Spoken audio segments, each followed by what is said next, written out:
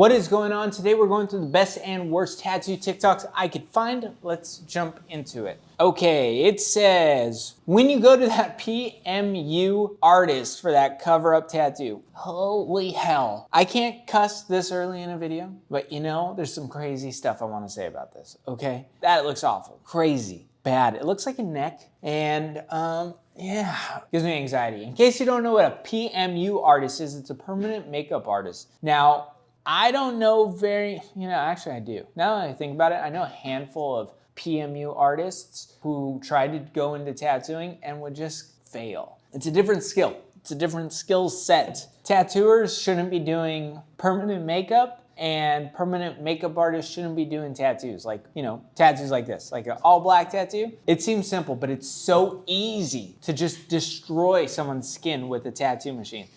Absolutely foul to look at, disgusting, gross. On to the next. Blasted a real job stopper. My guy.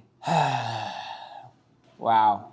Now we've seen these bees tattooed a couple times on the internets. You wanna know a funny story? I grew up in a not hard place. Like, you know, there's nothing tough about the area I grew up in. It was a very mellow, really chill place to grow up. And even I knew a kid who put a big, massive W on his hand when he was like 13. And that was for like West Side Walnut, which if you're kind of familiar with LA or Southern California, you'd be like, Walnut, dude? Nothing hard about it. It's like nothing. And I saw kids doing like gang tats at a stupid early age. So this isn't even that surprising, especially for, you know, LA or Southern California, but man, oh man, this kid is a dipshit. You know?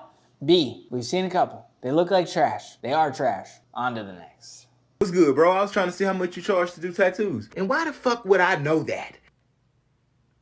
Cause this your tattoo shop and this where you do tattoos at. Okay, before you click away, I know we've seen videos exactly like this. Usually on TikTok, things repeat, and it's gonna be gone soon enough anyways. So let's enjoy this last one. I think there was something interesting he said that really got my brain jumping around, but let's continue on. Do tattoos. See, I just wish you people had more respect for the art. That's all I'm saying. You people, Bitch, I walked in here trying to pay you money to do what you say you take money to do. How the fuck am I disrespecting the art? You know how the legend go. That was the point. As tattooers, I think a lot of times we think of like this, you know, respecting the art form of tattooing. Tattooing is an art form. Sure, great, whatever. I don't give a fuck, okay? It's a tattoo. Nothing special here, you know? And you know, it ends up in this scenario a lot of times where like some salty ass tattooer who really wants to be famous doing their art ends up taking it out on everyday clients because they're the ones who have to take walk-ins still. I said it. It's the reality. Some fucking asshole tatter getting pissed off at their clients because like they want to be the center of the universe. Bro, you ain't. It doesn't mean that the clients are disrespecting the art form. No, it just means you're doing a job you don't want to fucking do, which is tattooing walk-ins. You never supposed to ask a tattoo artist about his art? Oh yeah, it's called The Legend of Bankruptcy. I've heard that one before. It's a pretty damn good twist at the end. I'm gonna let y'all have it. You burn this shit down. Yeah, in tattooing, it's not an easy job, but you gotta fucking do it or don't. I don't know, don't be dicks to clients. On to the next. It says, stop letting tattoo artists lie to you about expensive setup costs. Okay. Glide cream, ink caps, 75 cents, wrap machine, 30 cents, razor, 10 cents, 3 needles, $1.50, green soap, 40 cents, water, $1, gloves, $2, full paper towel, $2.75, tattoo ink, $1, grand total, $10. Okay, so a couple things are true here. Yes, tattoo setups are extremely cheap, super cheap. $10 for a setup, and I think that's even on the high end. For example, you could just use one needle on some tattoos. You're not gonna use a full paper towel roll on a lot of tattoos. I only use water, so I don't need alcohol or green soap. So, you know, you get down to the bottom of it, and the tattoo setup is actually extremely cheap in comparison to what people charge. That is not what's expensive about tattoos. It's not. There's a couple things that are expensive about tattoos. and what make tattoos expensive. First off, the place, the building, the tattoo shop is generally really expensive. Even if it doesn't seem that, you're like, oh, hey, it adds up. The shop people, that costs a lot of money. There's a lot of things in tattooing that are almost like hidden costs. You don't really understand it until you're in it. And as a shop owner, those things get kind of expensive. So I do understand what they're saying. Like, I don't love when people lie in tattooing. And this is something I've seen people lie about time and time again. Like, oh, it's so expensive on tattoo.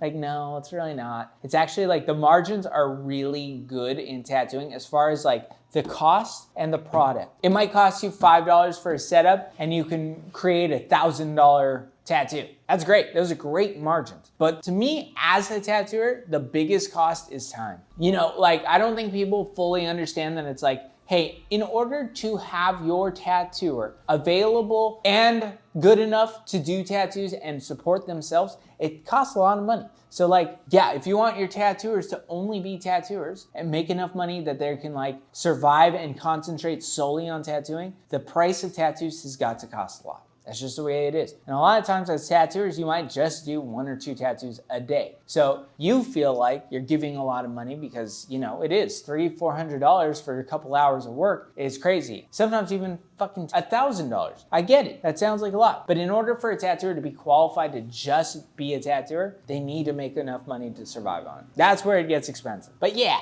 the cost of this shit, nah, nothing. Next. Okay, we got some permanent makeup, guys. Okay, let's see it. Okay, this guy's got some skin condition, can't grow hair, or hair condition. I don't know, what do you consider it? Hair, skin, whatever. So we got a permanent makeup artist about to give it eyebrows. I went back and forth on this guy because like parts looked great, parts looked awful, and then it all came together. I see it, dude. I see the vision. I feel it. Very beautiful job. We're gonna skip a little bit so we can see the end. Looks very nice. I think it looks good. I hope it looks better. I'm always like, ugh. Very scary for me. I hope it lightens up and looks good. I'm sure it will. I hope it's there. I hope it's good. On to the next. This is the first person in history to pass from an anesthesia tattoo. This might be the worst way to go out. Do you guys think the risk is worth it to get a big tattoo and go under anesthesia? This businessman, Ricardo Godoy, went under anesthesia to get a huge back tattoo. This is a huge trend right now. NBA players and NFL players going under to get big tattoos. I believe Deshaun Watson has gone under to get one, and Brandon Ingram, but we've never seen somebody pass away from one. Until my wife Nikki sent me this story last night because her and I were just talking about this. Okay, so this got sent to me a ton. You guys knew I was gonna talk about it. We called it, everyone called it. No fucking surprise here. A guy died because of stupid shit. I'm sorry.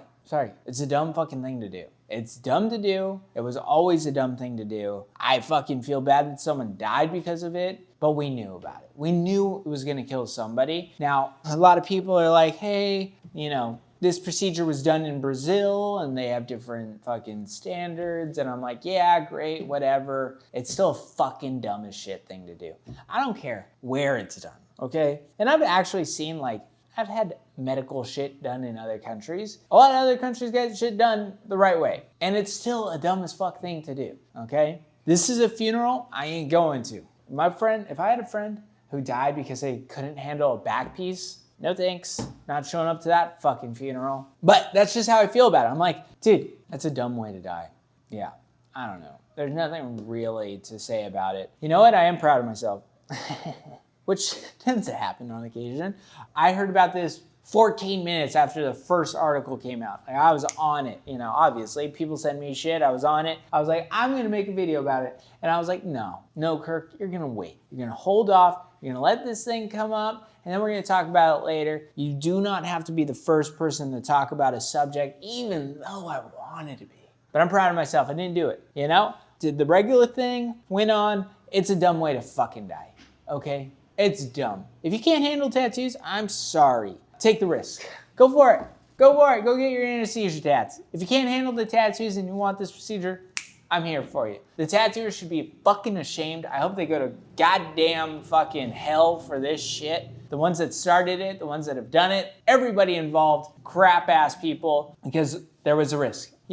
I've done a lot of things in my life that had a lot of a risk associated with it, you know? But if you want to do those things, a lot of risks to it. This is something that you could make 0% chance of dying at. No one's died from a tattoo that I've ever heard of at all, ever. And then all of a sudden some fucking asshole for money decides they're gonna put people under and then people die. This is the first one. It's gonna happen again. It's gonna continue happening as long as there's idiot fucking tattooers and idiot clients willing to get this shit done. Yep, shameful. Shameful. Sorry for the family, that sucks. But I ain't going to that funeral. On to the next. What tattoo trend do you think is out of 2025?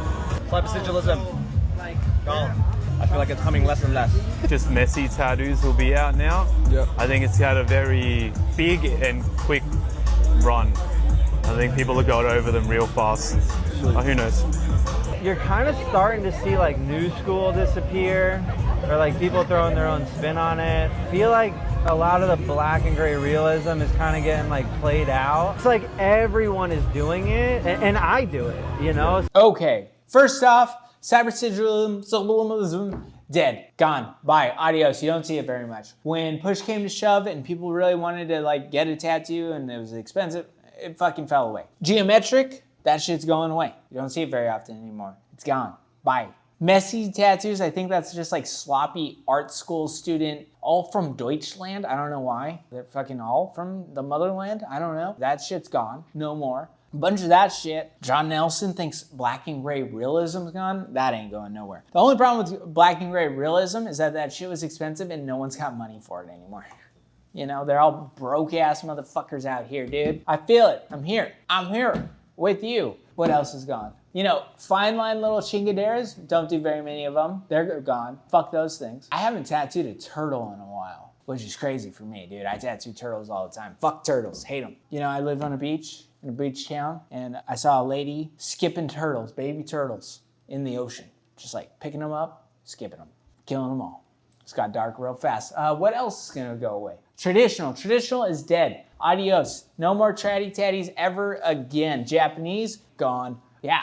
I don't know, everything. Everything cool is gone. Not really, all the crap is gone, all the cool stuff's gone, everything's gone. No one's getting tattooed anymore. We're all fresh skins, freshies. On to the next. I wish that the trend of dumb shit would die, okay? That's what I want to die, and this is that trend. One time I had to do a Padres logo on a hand, and it looked just as dumb as this, and I felt immediately filled with shame. I was like, one day, Kirk, you're gonna make a video, and you're gonna mention how stupid that Padres tattoo logo on the hand was. I should have just done a Padres P. On to the next. Mr. Incredible is the least cool Avenger. Is he an Avenger? I don't know anything about Marvel.